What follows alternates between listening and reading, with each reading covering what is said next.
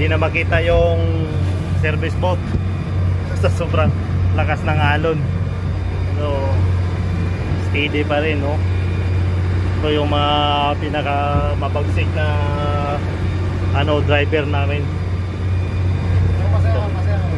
Ito yung kupal na pasahero. Taga kupal. Mekos Insan.